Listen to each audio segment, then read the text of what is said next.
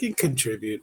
Hello, everyone. Welcome to Backyard Musings. I'm Steve. And I'm Scott. And together we're Backyard Musings.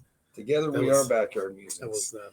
And we're in the backyard, and we haven't been for a while. And we're talking science and NASA today. So this is a cool topic. You are seeing on your screen the 10 applicants that were chosen from 8,000 applications. Yep. And notice that the majority of those 10 are female. Yeah, they're women. And see the two underneath the A's there, they look so cute, those astronauts. Not professional, but cute. Okay. How do you think they weeded through? I mean, did they reach back to high school grade point averages? I have no idea, but we're going to get into their bios. So some of their bios are pretty impressive. From a pool of 8,000 hopefuls, NASA has chosen 10 exceptional astronaut candidates. Exceptional. Their diverse backgrounds in science, engineering, medicine, and aviation will fuel missions to low Earth orbit, the Moon, and Mars to infinity and beyond. After completing years of rigorous training, they could play leading roles in humanity's next giant leaps in space exploration. Would you like to know more about these astronauts? So do you have to have some kind of prerequisites, you think, to be able to even apply? Well, they need pilots, right, to pilot the plane. 2 of them. Or whatever. The craft. So they need some type of pilot from the military services or whatever. Then the rest are just specialists in their field, like biology, xenomorphs, or, whatever. Astrophysics. So you and I couldn't apply. We could. Oh, we could apply. But we probably wouldn't make it through the first round, I would imagine, right? I would bet you that there's at least 1% that just do it just to say they've done it. Okay. Yeah. NASA introduced 10 new astronaut candidates on Monday after selecting them from a highly competitive pool of more than 8,000 applicants across the country. Over the next 2 years, the group will undergo intensive training before becoming eligible for future flight assignments that support scientific research and exploration missions to low Earth orbit, the Moon, and Mars. During a ceremony at NASA's Johnson Space Center in Houston, Acting Administrator Sean Duffy, we like him, welcomed the 2025 astronaut candidate class. Nice. This is what he said, quote, "I'm honored to welcome the next generation of American explorers to our agency. More than 8,000 people applied, scientists, pilots, engineers, dreamers from every corner of the nation." So I wonder if those are like the dreamers that are illegally, but they want to be. Yeah, I don't think so. Just they're probably like us. Okay. The 10 men and women sitting here today embody the truth that in America, regardless of where you start, there's no limit to what a determined dreamer can achieve, even going to space, said Duffy. Together, we'll unlock the golden age of exploration. Wow. The 24th astronaut class officially reported for duty at NASA's Johnson Space Center in mid-September and began training immediately.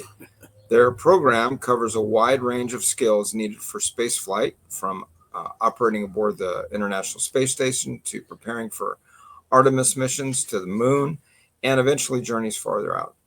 Training includes robotics, survival skills on land and in water, geology, foreign language. I wonder why they would need that. International Space Station. Aliens. Yeah. Oh, okay. Space medicine and physiology candidates also practice simulated spacewalks and long hours flying high performance jets. Okay. That'd be cool. After graduation, I don't think they just give it to anyone to fly the jets. It's the pilots that fly the jets.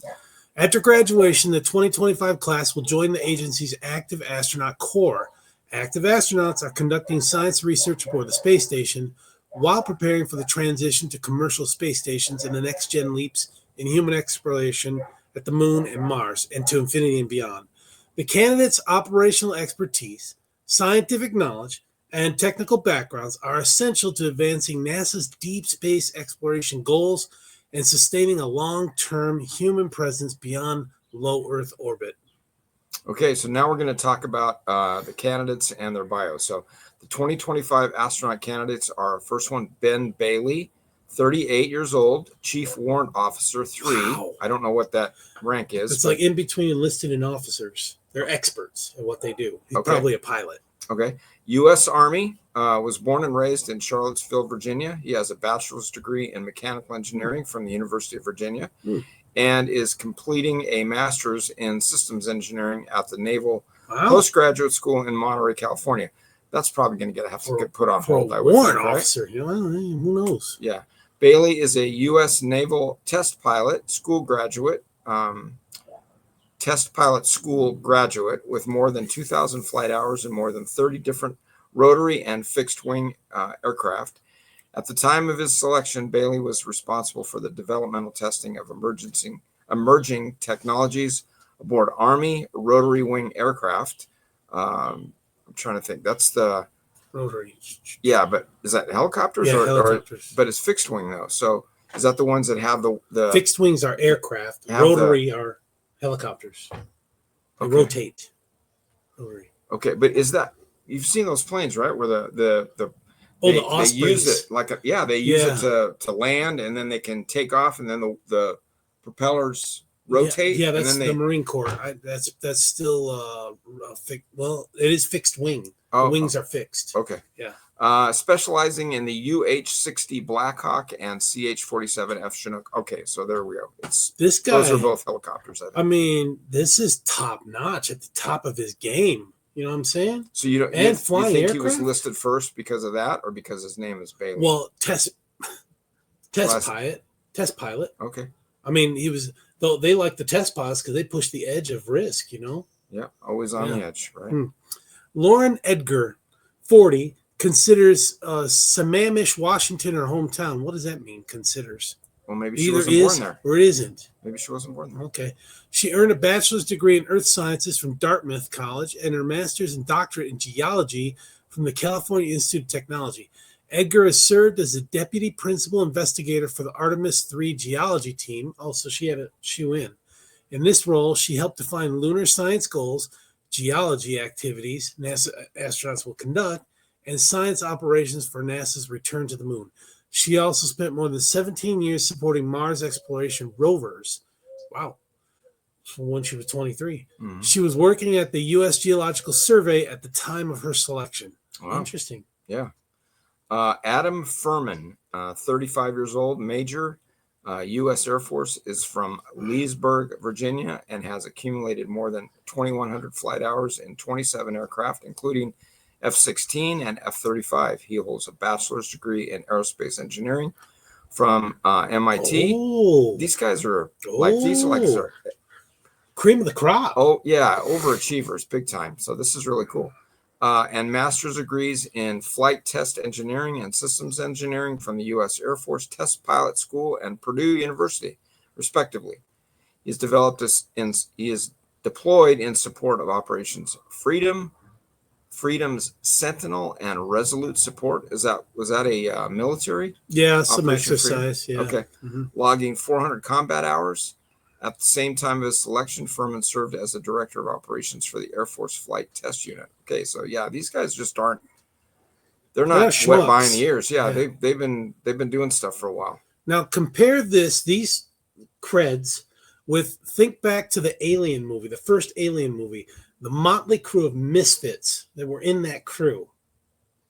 It's just didn't see it. Exact opposite of these guys. You know what I'm saying? Is that the one where they were misfits? Sigourney Weaver was in Sigourney Weaver. Yeah, they were misfits. Not a big fan. Cameron Jones, 35, Major, U.S. Air Force, is a native of Savannah, Illinois. He holds bachelor's and master's degrees in aerospace engineering from the University of Illinois at Urbana-Champaign. He's also a graduate of the U.S. Air Force Test Pilot School at Edwards Air Force Base. Right here, yeah. At Nellis Air Force Base in Nevada. Mm-hmm. He's an experienced test pilot with more than 1,600 flight hours in more than 30 different aircraft, including 150 combat hours. The majority of his flight time is in the F-22 Raptor. At the time of his selection, Jones was an Air Force academic fellow at the Defense Advanced Research Project Agency. Yuri Kubo, 40, is a native of Columbus, Indiana. He earned a bachelor's degree in electrical engineering and has a master's in electrical and computer engineering from the Purdue University. He spent 12 years working across various teams at SpaceX, including as launch director for Falcon 9 rocket launches, director of avionics for the Star Shield program and director of ground segment. That must be another program, Part of right? SpaceX, yeah. Earlier in his career, Kubo was a co-op student at NASA's Johnson Space Center, where he completed multiple tours supporting the Orion spacecraft, the International Space Station, and the Space Shuttle program. Wow. At the time of his selection, Kubo was the senior vice president of engineering at Electric Hydrogen. So, okay. So he had it, and he also had private sector jobs. Sounds like. You notice we're not looking at 22-year-olds and 25-year-olds. Yeah, these guys have lived for a bit. Yeah, 35, 40.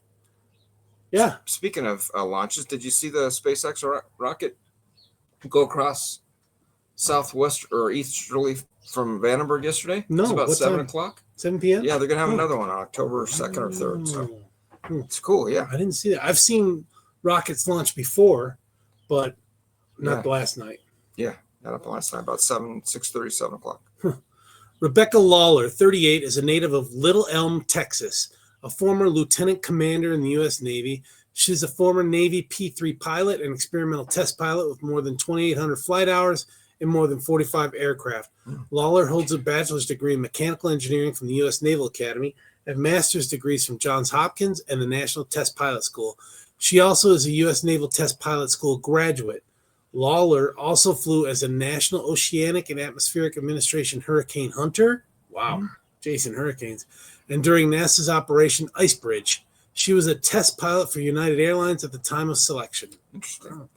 Anna Menon, 39, is from Houston and earned her bachelor's degree from Texas Christian University with a double major in mathematics and Spanish. She also holds a master's in biomedical engineering from Duke University.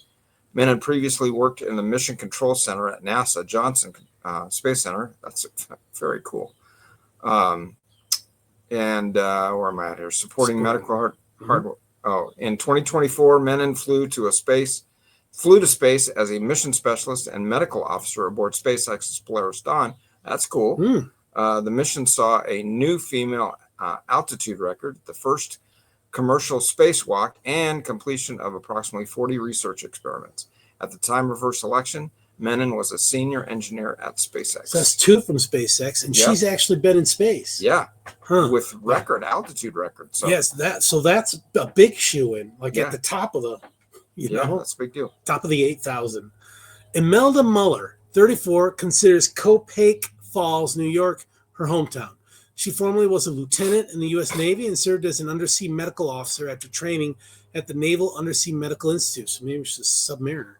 Muller earned a bachelor's degree in behavioral neuroscience from Northeastern University and a medical degree from the University of Vermont College of Medicine. Her experience includes providing medical support during Navy operational diving training at NASA's Neutral Buoyancy Laboratory. At the time of her selection, Muller was completing a residency in anesthesia at Johns Hopkins School of Medicine in Baltimore. Okay. Put that on hold, right? Yep. Aaron Overcash, 34 years old, Lieutenant Commander, U.S. Navy, is from Goshen, Kentucky. She holds a bachelor's degree in aerospace engineering and a master's in bioastronautics from the University of Colorado Boulder.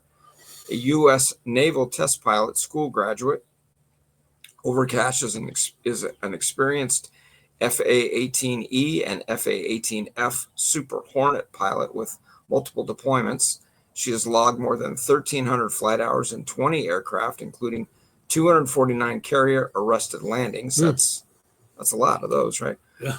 Overcash was part of the Navy's world-class athlete program and trained full-time at the Olympic Training Center with the USA Rugby women's national team. So she's tough, man. Yeah. She was training for a squadron department head tour at the time of selection. A lot of I'm seeing Navy. And pilots. Maybe they were short pilots. They're going up in space, right? Yeah. Catherine, well, not everyone can fly the aircraft. Well, maybe they want everybody to be able to do that just in case, right? Because another question, but when they say 45 aircraft logged so many hours in 45 aircraft, does that mean different aircraft? Different, yeah. So I'm sure it's not just like a car, right? When you just get into a car. No, they are different. Yeah, a lot of different layout, and so still got the joystick, but how to deploy weapons, and there's differences. Yeah. You know. Okay. All right, Catherine Spees, 43, is a native of San Diego. Hey, and holds a bachelor's degree in, too. I'm excited about that. Bachelor's degree in chemical engineering from the University of Southern California, and a master's in design engineering from Harvard University. She's a former Marine Corps AH-1 attack helicopter pilot, an experimental test pilot with more than 2,000 flight hours in more than 30 different aircraft. So that's like 31. A graduate of the U.S. Naval Test Pilot School, she served as UH-1Y, AH-1Z project officer, and AH-1W. These are types of aircraft. Platform coordinator during her time on active duty. At the time of her selection, Spees was the director of flight test engineering at Gulfstream Aerospace Corporation. Another private sector. Wow, yeah. With the addition of these 10 individuals, NASA now has recruited 370 astronaut candidates since selecting the original Mercury 7 in 1959. Quote, today, our mission propels us even further as we prepare for our next giant leap with NASA's newest astronaut candidate class, says Vanessa, is that Weich, director of NASA Johnson Space Center. Quote again, representing America's best and brightest, this astronaut candidate class will usher in the golden age of innovation and exploration as we push towards the moon and Mars. So, to infinity and amazing beyond. bios from these people. Man. And giving up a lot, right? Again, I say they're giving up a lot, but some of these people sound like they had some pretty anesthesia, focused careers going on or getting ready to residency, go on.